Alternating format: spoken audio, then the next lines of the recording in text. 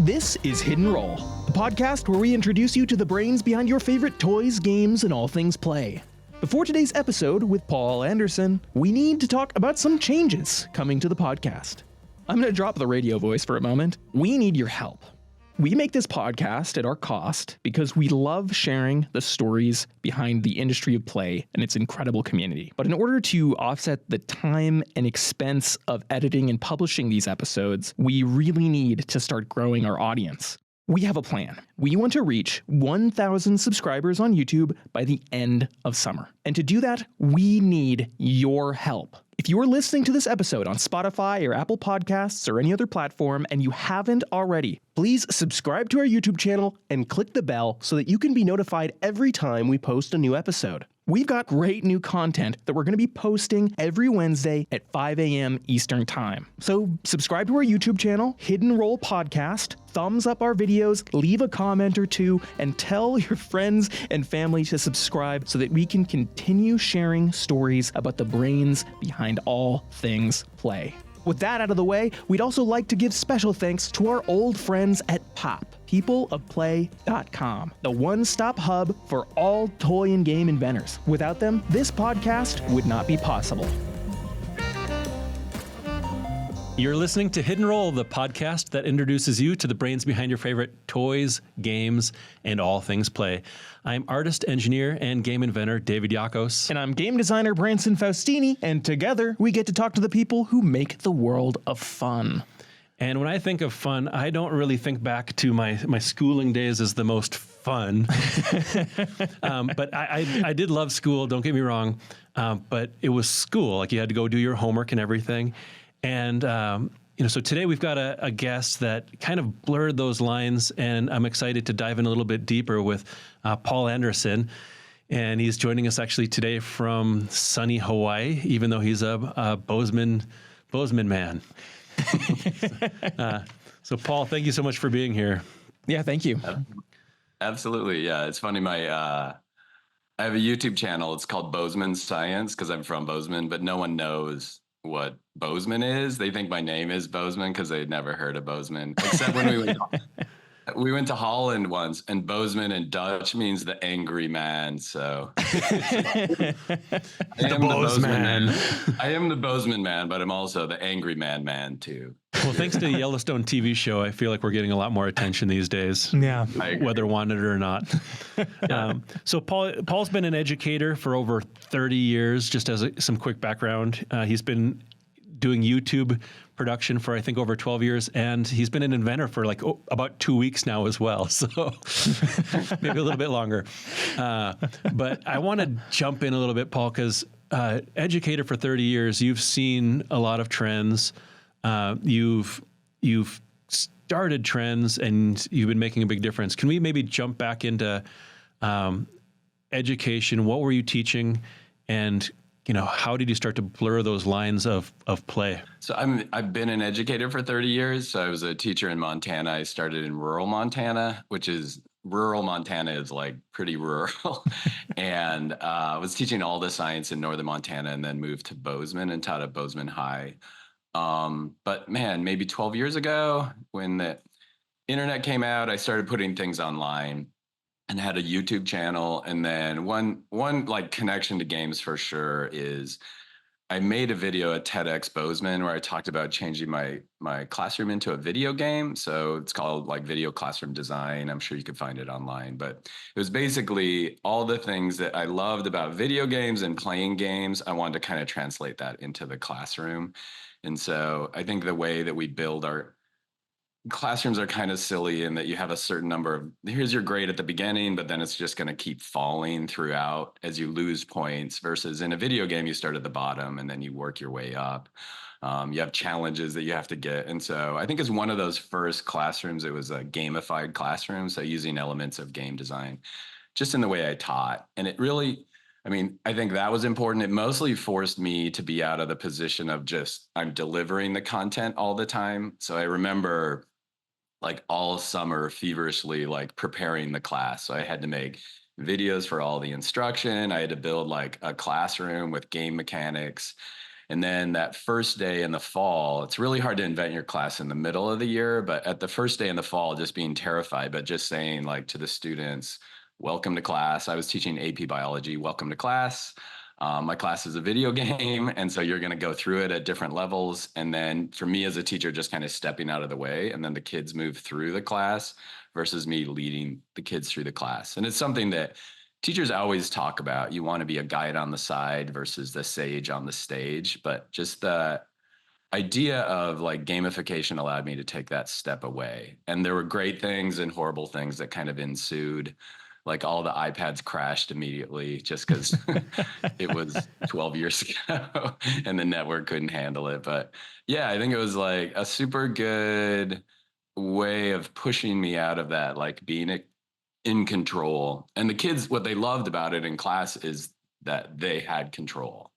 They felt like they could move through the class autonomously, and it wasn't just boring, just watching the clock, waiting for it to go. So, yeah, that's kind of my introduction into this, but my career's changed quite a bit. I remember meeting David that time at Hatch. I don't remember if you're not familiar with Hatch Festival, it's a weird combination of a lot of different things, but I remember meeting you because we went to a ranch down the canyon and there were a bunch of boxes, and like a day later you had built this huge dragon that you were in, and then like yeah, a big dragon made out of cardboard boxes. And I'm like, this is not educational conferences that I've been to before. But that was like one of many things that kind of pushed me out of, I think, the position I was as a teacher. I remember that. That cardboard dragon breathed fire and then eventually burned to the ground. That sounds about right. Yeah. So I want to jump back a little bit on this whole gamification thing. You're talking about starting a class with, I guess, an A, 100%, and then you're slowly dropping your grade. But in a game, you're starting at 0 and you're trying to get a high score. So tell me about the engagement. Like, what did you see with the kids? Were they trying to keep score? Were they competing? Like, was it something they would check their scores? Yeah, for sure. Like the most, because they all had like fake names. So they had like avatar names and you had a leaderboard. And there are a lot of things that I think I would change, but I mostly set it up as a mastery learning classroom, which has been around for a long time in education. But the idea is that you don't move on to the next thing until you master what you're at.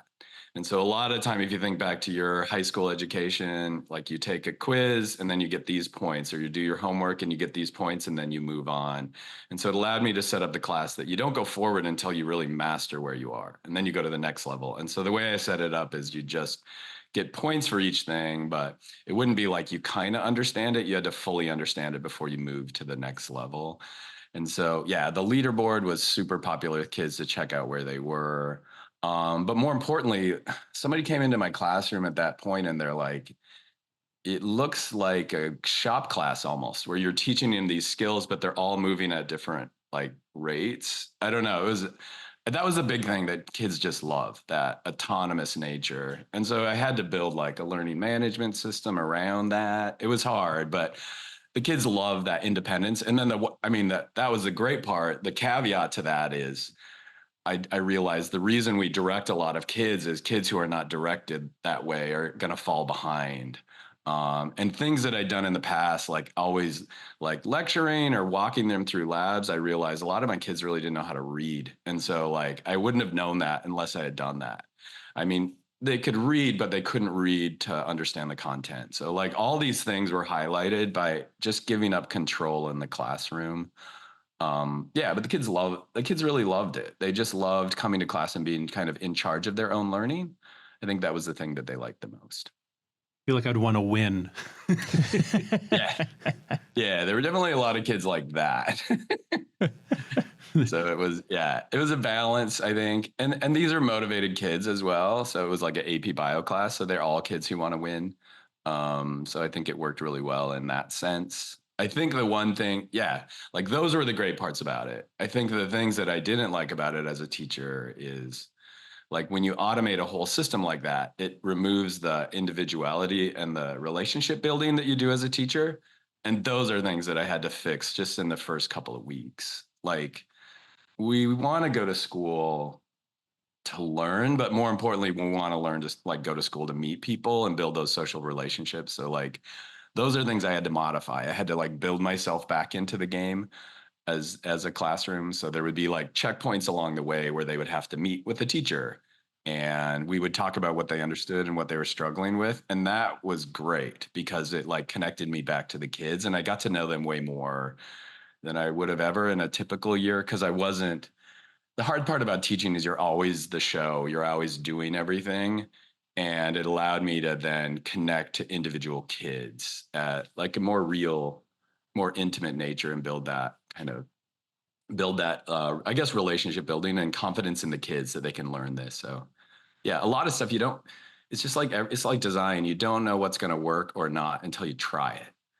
And until you try it, then you should never talk about what works and what doesn't. Like do it and then figure out what works. Could you talk a little bit about how you got the idea, and like compared to like traditional teaching methods as well? Like what's yeah, that's yeah.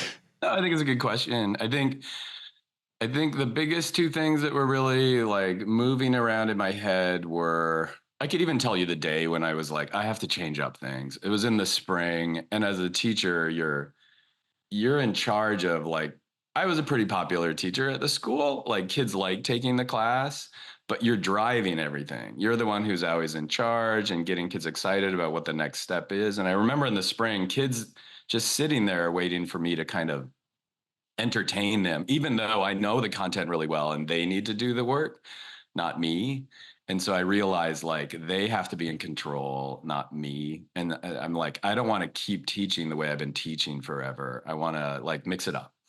And so I think that would be one thing. The other thing is I'd started putting videos on YouTube maybe 12 years ago. It was around the time of, I don't know, people who are not in education, maybe like Sal Khan and the Khan Academy would be something familiar. He was this person who just started putting videos online.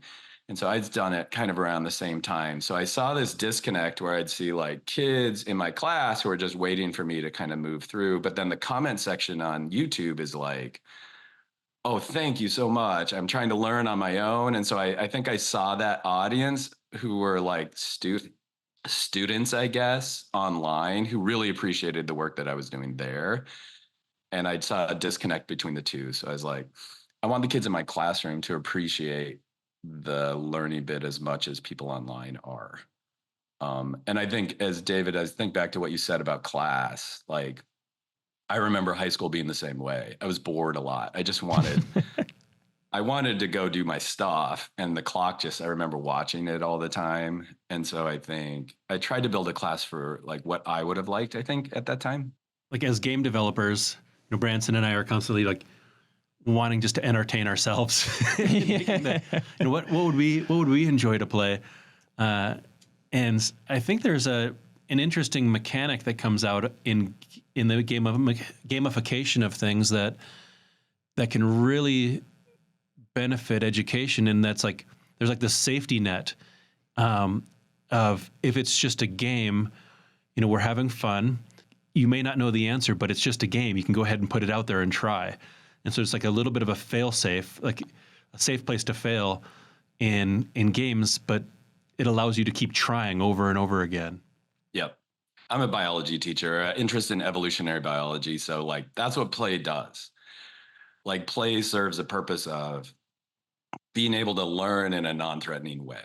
Like that's why kids play, or baby lions play. It's so you can learn and not that threatening way. I think also as a teacher, I mean, my whole career, I always like, if this doesn't work, I'm going to change it for the next class. I'm not going to wait and see that it doesn't work. So like, I've always felt that for 30 years, like if it doesn't work, just mess it up and play with it. And so I remember example of, we were trying to teach about viral replication. And so I had this classroom now that I could do whatever I want with. So I'm like, let's just simulate how a virus spreads. So I just gave 2 kids like a message and said, you could infect other kids using the messaging on the platform. And then there were dice too. So I was a Dungeons and Dragons person as well. So like you roll the dice and it determined what you do once you got the message. And it could be like spread the virus to 2 other people, don't spread it. And you just got this viral spread. And then they were keeping track of how the message was changing throughout time. And it just like, I remember that in like 3 days, you just got a really good real world how do viruses actually replicate and spread throughout a network, but doing that just like online. So like I've always felt that creativity in the class, and it's just like every game. It's more fun if it's with people.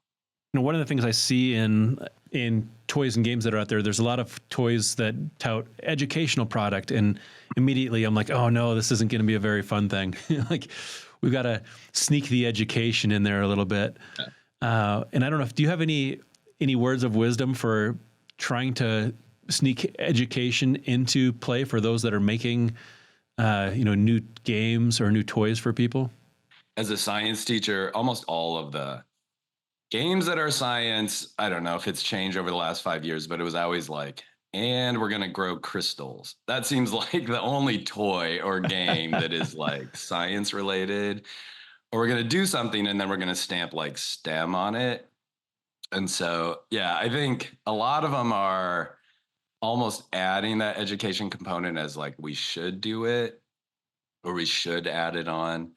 And so, I don't know. I think the most compelling games for learning are the games that work really well, like with young kids, like the games of our youth of like blocks or Lincoln Logs or Legos or like open platforms where kids can play and then expand on those things. I think the natural like outgrowth of Legos is the digital representations of that, like Mindstorms and things like that, where it has like not so many limited, like this is how you must play the game, but it's a platform more where kids can take it wherever they need to go. I think that's that's where it's more educational, where it involves the kids in it and their creativity in it. I think that's kind of the key. In our correspondence before the podcast, you mentioned something called Frobel's Gifts. Could you talk a little bit about what that is? Everybody had a lot of time during COVID, let's say it that way. So like for me, I was a consultant and I'd worked with schools, and now like overnight, you don't have a job anymore and you have to figure out like, how am I going to reinvent myself? So for us, we moved all of our training more towards online and then trying to figure out how do I teach in an online setting.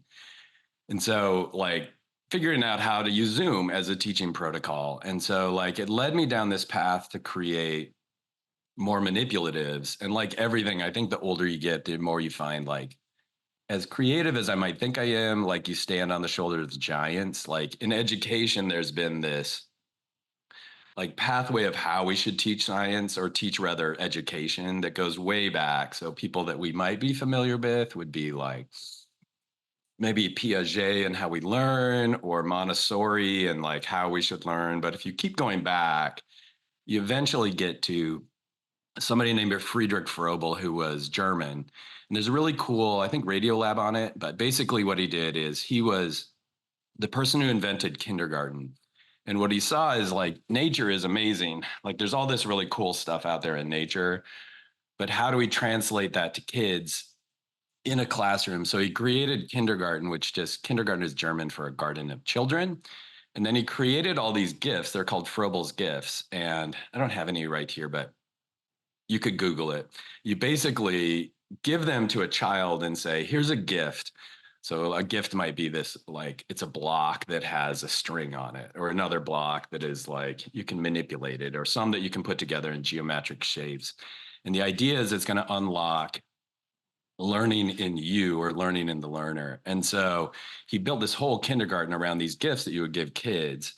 And that story has kind of been lost, because as kindergarten came to America, those became the wooden blocks that are in a kindergarten, but the message of what they're there for is kind of lost.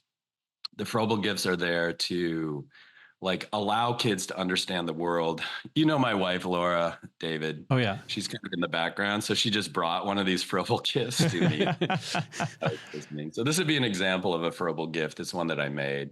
And so it's like a cylinder that's on a string, or this is a cube that's on a string. And he would give it to the kids and say, like, this is going to unlock your understanding of the world. And so kids could play with it. But you eventually, what you find is if you like spin this, let me see if this works on the video. If you spin it, a, a cube will eventually turn into a cylinder if you spin it. And so he wanted to teach kids like in nature, you have things that are really non-changeable or mutable, but they can change if we use them in a different way. Or this would be like a cylinder, but if you like spin a cylinder, it becomes a sphere. I don't know if that translates through Zoom or not. Oh yeah, you can see that. Yeah. So like he creates all these little manipulatives, and the manipulatives are used to teach kids about the world. And so there's all this strong, like, how do we use toys? How do we use play to understand the world? And then as that comes to America, capitalism takes over. And it's just like, we want to have an industrial kindergarten where it's not about the learning of the kids. It's about like these things. And so like all the things that are cool about education, like blocks with letters on it, or Legos, or Mindstorm for that matter, could really track their understanding back to these core ideas of how do we use concrete manipulatives to understand the world. And so for me, long story short, like I started using those during COVID to teach online. So because like me holding this in my hand allows your brain to think a little bit more about this object because it's an object that I hold.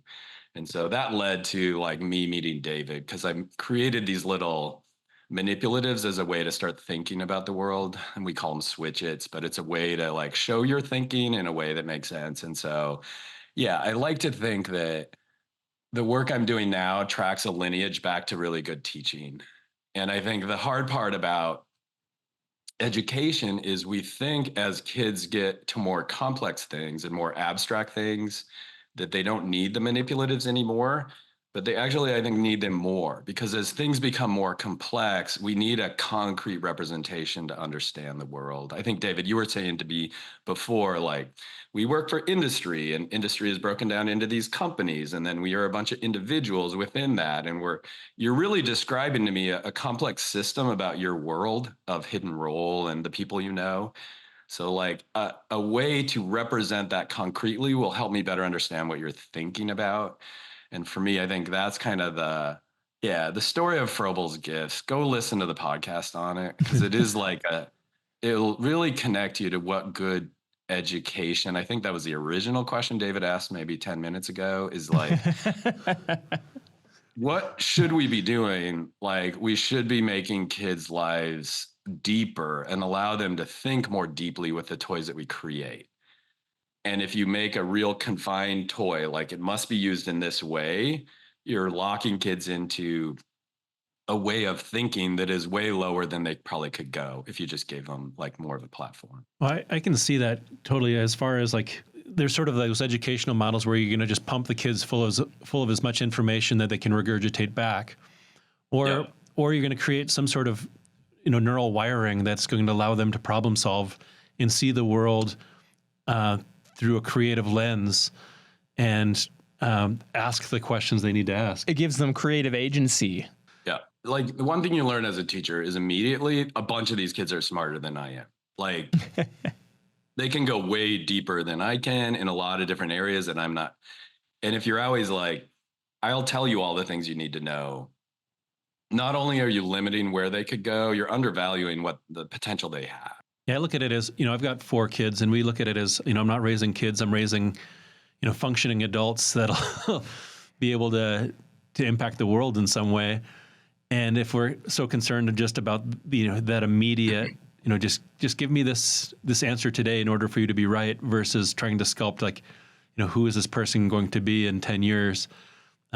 Just trying to equip them with the right tools. I can see you mentioned Lincoln Logs and Lego. Those are the kind of toys that really do unlock and engage, creative imagination.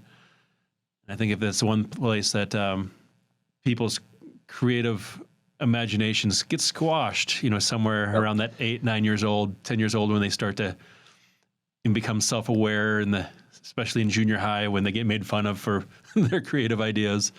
Yeah. there's a school of thought, and especially how we learn. It's called the theory, and that you learn things just like a small child would learn it by here's an idea, here's a theory I have, and then you test it and you test it. And what you end up finding is like the greatest scientists and the greatest designers, they are immature. They're like little kids. And David, not to call you a little kid, but you're like that. If I gave you things, you're just going to tinker with them. You know what I mean? You're going to play with them. You're going to like, oh, what if it does this? What if it does that? What if it does that? And it's like, that's how you learn, is by doing those things. Is like, I wonder what would happen if we did this. Now, I think as you get older, you do learn more abstract things, and you are learning things in middle school that are like, hey, socially, you have to be able to fit within society. You're learning different things. But really, if we want to learn as adults, because I don't think learning ever ends, I hope, is like really you got to channel that little kid who just sees a block or plays in sand and just what happens if I do this? What happens if I do that? What happens if I do that? Let me touch it, let me feel it, let me experience it. Like that's how you really learn, but also you have to fit within society too, which makes that a little awkward at times. Otherwise, you end up just that crazy creative person. Yeah. Yeah, absolutely. You mentioned this a little bit earlier, the Switch-Its. I want to jump into that a little bit because these Froebel's gifts being something that came out of the 1800s, and yeah. I feel like you've put a modern spin on a manipulative of something that's useful. Can you maybe tell us about what that is, and how that idea came about? Yeah, absolutely. So like for me, the one thing that sorry, I'm writing on them for a second. So this is like, if I hold this up, so this is a cylinder. So this is a concrete manipulative that I have. But I think with Froebel, the idea was like he would give this to them so they would think about this in their brain. But I wanted to make something that I could take the ideas and make them more visual. So I created these little Switch-Its, they're called, which are just small magnetic blocks. And so you can write on it. It's just like a dry erase surface. And so I could say, this is a gift. This is one of these Froebel's gifts, but then you can write on it and say, gifts are things. So it's an idea that I have inside my brain, but outside of my brain. And then they have different sizes. So I could say, this is a gift, but this is a gift, a specific type of gift called a cylinder. And then I could say, all of these fit within this big system. And so I've got a bunch of like a hierarchy essentially of like the system is the big thing, the gift is a type, and then a cylinder is a specific type. And so what I wanted to create were these little like ways that kids thinking could get visual. And so you could get the idea outside your brain and then you could put it on a table or on a whiteboard. And so these are, yeah, they're whiteboards. And the idea with the whiteboards is that you can take an idea, you can put it onto like a space, and now you have a concrete thing in real time that you can work with. And so you could imagine if I was there at the studio, we could put these out on a table now, and now we can move them around. I think there's something about me holding a concept in my hand that's a three-dimensional thing. Like this is a gift that I think our brain connects to it more than if this were just a spreadsheet and I had the word gift there, or if this were me just outlining it in some like whiteboarding software where it's not an actual thing. And so for me, creating these 3D manifestations of ideas that we have allow visuals to get out. And so I started using these I 3D printed a bunch of them. First, they were out of wood, and then I 3D printed some, and then eventually went and talked to David, like, this is my idea. But like it resonated really well online. So I could move them in front of a camera on Zoom, and then it translated into the real world. So when COVID ended and we got back to work, I just built these into like how I do my teaching now and how do I do like learning with people. And I would always like show the Switch-Its. And then at the end, a bunch of teachers would come up and be like, I tried during the training to Google, like, where do I find these online? I couldn't find them online. Where did you buy these? And it's like, I made them in my garage. So, so we eventually are like, well, let's try to make something. I mean, I've made hundreds and hundreds of videos. I've made so many digital things. We did a podcast. I've done so many things, but I'd never made a thing in the real world. And so my wife and I like went back and forth on this, and we're like, well, let's do it. Let's just make something. It's so And easy, isn't it? That's way harder to make something three-dimensionally in the real world. To make a product is way harder than making a YouTube video or a podcast, I learned. But it's great. I've learned so much kind of along the way. I completely agree. Like you're talking about the connections that are made. Like I'll be, I like to do art on my iPad where I'm just drawing, but somehow like when I get out my colored pencils or my markers and I'm on paper and moving that around, there's like some tactile connections that are, it's like my creativity, I feel like flows better when there's something tactile happening. And when you reference this reading something on a spreadsheet, you're an observer. You're not part of the story. And there's something about, especially with, call it ADD, ADHD, call it, whatever there is, like I feel like the more you can engage somebody. It's really good for collaboration too, because it's you are holding your idea, and if it's on the table and we're all talking about a concept, to be able to reach out and grab David's idea and say, what if it was like this, is huge. Laura, my wife, I'll keep referencing her, but like we were talking about just the other day, exactly what you said, Branson, like the fact that it is not here, it's not in my head, but it's physically on the table and you can pick it up and you can move it and connect it to other things. Like that makes it more tangible and it makes it more inclusive. Everybody's kind of involved in the thinking. And I think, David, a spreadsheet would be real fun if you were digitally in the spreadsheet and you could move things.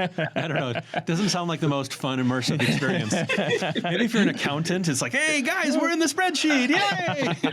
But no, Maybe. not fun. Man, not fun. I'm up. That could be the next game. Yeah. You lost me at spreadsheet. No, I love that you were able to take this and then make it into the real world.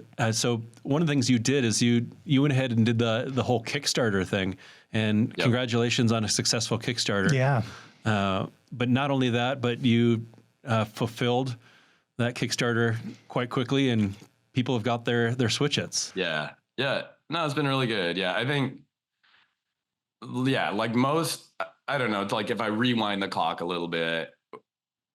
Making videos on YouTube, mine got big enough so that we could get revenue from YouTube, which gave us money to play with. And also the work gave me money to play with, and videos out there gave me money to play with. And we had enough to do it, but we wanted to see, like, is there really a demand? That's how we used Kickstarter, was like, are there people who are literally going to buy these things? And Kickstarter is great, but also really, like, I don't know if I would do it if I did it over again. I think it was valuable, but Kickstarter is like, I think I was thinking of Kickstarter like it was 10 years ago. Kickstarter was like, I'm going to get an idea and it'll spread virally and then it'll go. And it doesn't do that. Like, it's a business.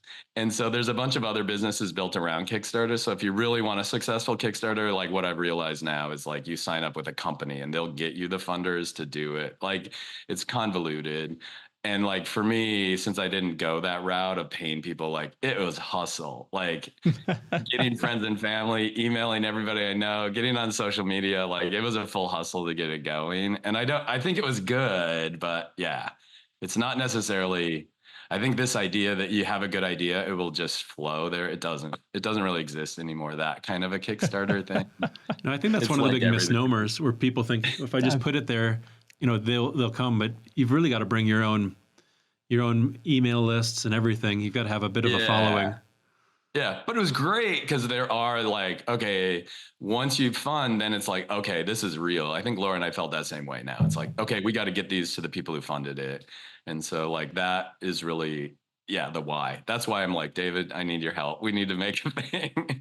And so I think, and Branson as well, like so much help from like specialists or professionals. You can only go so far, and then you got to talk to the people who know what they're doing. And you remember, David, like you're like, I know this about it, but I don't know how do I do shipping and distributing and all, like I've learned so many things and I'm so happy I did it, but so many of those things could have gone awry. So like, that's my advice. Always like enter it, but get really good people. Like I've talked about Laura a bunch, but she will get stuff done. My wife, and so like you guys are a good powerhouse team. Yeah, yeah.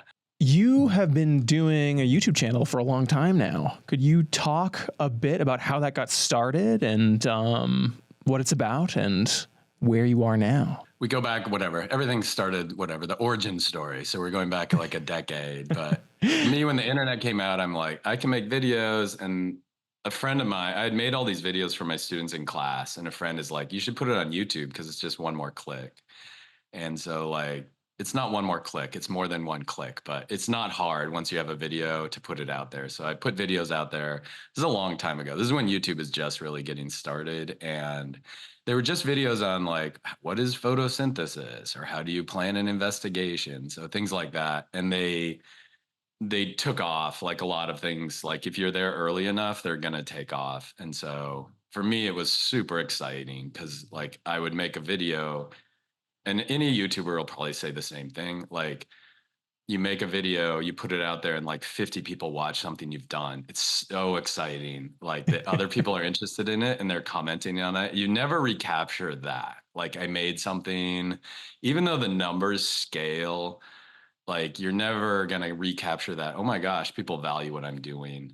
Comments are brutal on YouTube because they're anonymous too. So I remember my first videos are like, I wore this big headset with a microphone, and the comments are like, "You look like Princess Leia," and then I'm like, I take that off. I got a new microphone, and they're like, "Bring back Princess Leia," or "You're boring." And then I put like a soundtrack or like some music in the background. They're like, "That's horrible." So like, it forces you to iterate really quickly.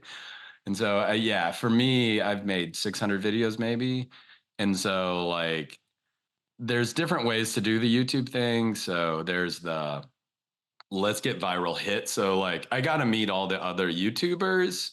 So they brought a bunch of us to YouTube headquarters. And so you meet all the science YouTubers like Hank Green, like Veritasium, all these like Vsauce, all these like all of us are together and they're all fantastic. Like all these people are amazing and like authentically really great. But there's kind of two pathways you can do the YouTube thing where it's like hit virally or just make tons of them. And then over time, like enough of them get views that you can kind of get revenue. And so for me, that's kind of the path that I did, making hundreds of videos that are not like super viral, but they provide like understanding for kids. And eventually I went to YouTube and then you had to turn on ads. As a part of this, it was called the YouTube Edu Gurus. They brought a bunch of us to YouTube. And I remember turning on the ads and I was like, whoa, this is like as much as I make teaching. So then I was able to take a sabbatical from teaching. I don't know if you're familiar with teaching, but it's like teachers are poor.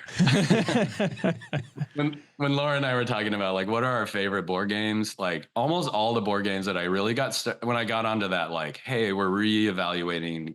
We're playing like Catan and Carcassonne and all these games, like all of them in our family started with me just making that. I just made them by hand because we didn't have the money to buy board games like in the budget that we had. So I would just like print them on Game Board Geek. I don't know if that still is a thing out there, but I would like print out like how the game works and then I just make them in my garage.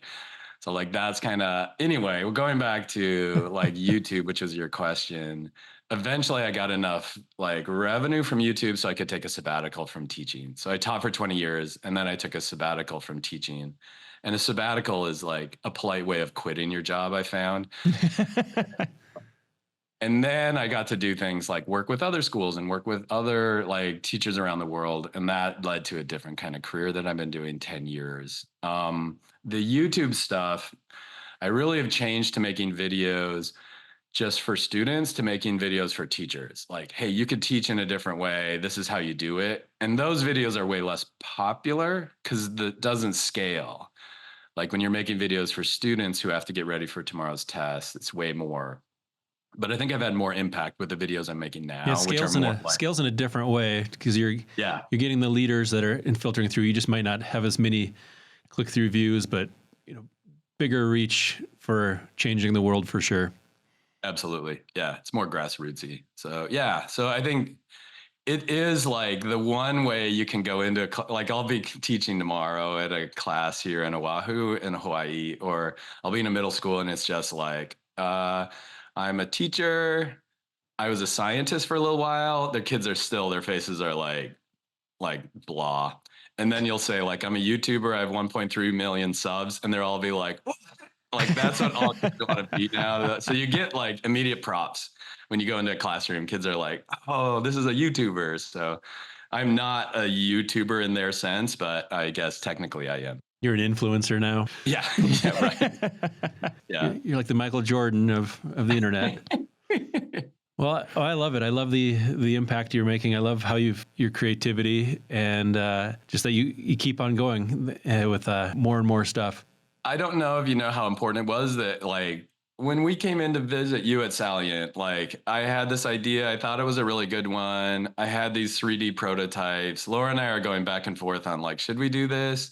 And when I met with you, David, and you're just like, oh, I get it. I see how you could use it. Like that was super important to us. Like, because I really value you as a designer and a thinker. And like for you to say, oh, this is an idea, I get it.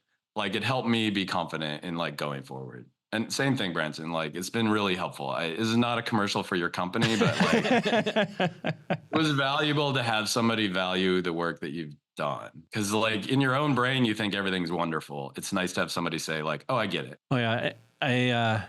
I love telling people that their ideas are terrible too, which happens. Yeah. The other thing that you said, can I say like, this is a David commercial now, but like the other thing you said that has resonated a bunch was you're going to have to show people how to use this because everybody's not as creative as you. I don't know if you remember saying that as well, but it's also really good advice. Yeah. Like, even though in your brain, you can see how to use it in a bunch of different ways. There's a lot of people I meet who just like, they see it and they can't envision that future. So like making a pathway for them has been important as well. Yeah, I think it's something that only you have your imagination. And I think this is true for everybody naturally. And so it's like we all have these ideas and it's hard to get them out. I think it's one of the hardest parts of marketing anything because the creator always knows the heart of why it's good. But that's not necessarily why someone else would want to use it either. This YouTube was the same way. Like I had a vision of, I made this YouTube video. This is how teachers should use it, or this is how they should use the switches, or this is how they should use it. And it's a selfish way of thinking about something you made. Just put it out there, and they should use it the way they want to use it. Yeah. Well, this has been pretty awesome. Just diving through all this. One thing we like to do before episode ends here is we've got a hit and roll die. Right here. Ready. And Branson likes to roll this thing on your behalf. And we've got a couple of questions I'm just going to throw at you based on what the die rolls. I'm ready. First roll. All right. We've got ourselves a broken heart. What are some games that you just love to hate? I like this. Yeah, I think, the easy games to hate are like the ones that you have to grind out forever. So like Monopoly is the one that jumps to mind, like, you know, who's going to win, blah, blah, blah. The one that I love to hate now is the one that my family plays all the time. My wife's go-to game now and our kids' go-to game is Hues and Cues. I don't know if you played that, but like what's great about it is like you get all these colors out there. I'm colorblind, so I'm horrible at that game. And so when I'm the big, I'm the wild card each time. That doesn't even seem fair. It's not like a super, I'm not monochromatic. Like I can see varying colors, but I really struggle with like greens and reds and how they're similar. So yeah, that's the one that I love to hate. I love it. Actually, let me go back and forth. It's like code names or any games like that, where it's like the most fun game until you have to give the clue. And then you're like, I hate it. And the pressure's on. Now I love this game, but now I hate it again. So I think that's my love hate. All right, let's roll again. The $sign. All right, if you had an unlimited budget, and I'm going to tweak this a little bit, what educational experience would you create? And I'm talking like crazy Bezos money or like unlimited billions. Yeah, if I had billions and billions, I think we teach the wrong things in schools. I think we teach things that are maybe the least important thing to know. Like we teach things like biology or algebra 2. We teach things that are important, but they're an avenue to teach things that are more important. I think if I could have courses in failure or systems? If you're like talking about like high school, how are you doing? Like, did okay in biology. I'm doing really well in systems. I have to like work on my failure. So like, that would be the big thing. It's like, let's name the classes the things that are most important. I think that'd be the big Bezos like pitch that I would make. I think Algebra 2 is failure. Isn't that the same thing? Depends on who you are. I feel like an artist that fake their way through engineering sometimes. Yeah. All right, let's roll one more time. The star. We've got that post-apocalyptic bunker you're stuck in. What 3 games do you take with you? You have power, you have electricity. Sure. You got a generator, I'm sure. You got, because you prepped. You were a big-time prepper for Montana. Yeah. I want something that is like the games. I'm going to have my family there in the bunker. So I'm going to bring a deck of cards because I think cards are underrated. We have so many different games that we could play with those. What's my next game? Definitely I'm going to have Minecraft because then I can spend forever like building a world or recreating a world. And then my wild card game. I like Ticket to Ride. There's something about that game that I always do well. So, in a bunker, and I want to do well. I want to have those like, little wins. That's the one that I'm gonna. Meanwhile, the family's just suffering as they. Because then nobody brought Hughes and Q's. They forgot. They didn't prepare. They weren't prepping enough. And so that's a shame. It's a pity. Hey, this has been epic. If people want to follow what you're doing, do you have some websites, and we can also share them in the notes below? But where should people find or follow you? Yeah, so I'm the Angry Man. So Bozeman Science is the YouTube channel. Switch-its, it's like Post-its, but Switch-its are the new thing. You should be able to Google those if we've done the SEO stuff. Okay. And then our work now is working with schools to build wonder in kids. So we have a website called The Wonder of Science. So that's all the work that we do with schools. So if you want to check us out, again, thanks for letting me dip into your world a little bit. It's always been, I find that you never learn anything in the area of expertise. You have to step out your area of expertise. That's when you learn new things because it makes you think more divergently about the world. With that, we'll keep on playing games. Thank you. All right. Awesome. Thanks again. Cheers.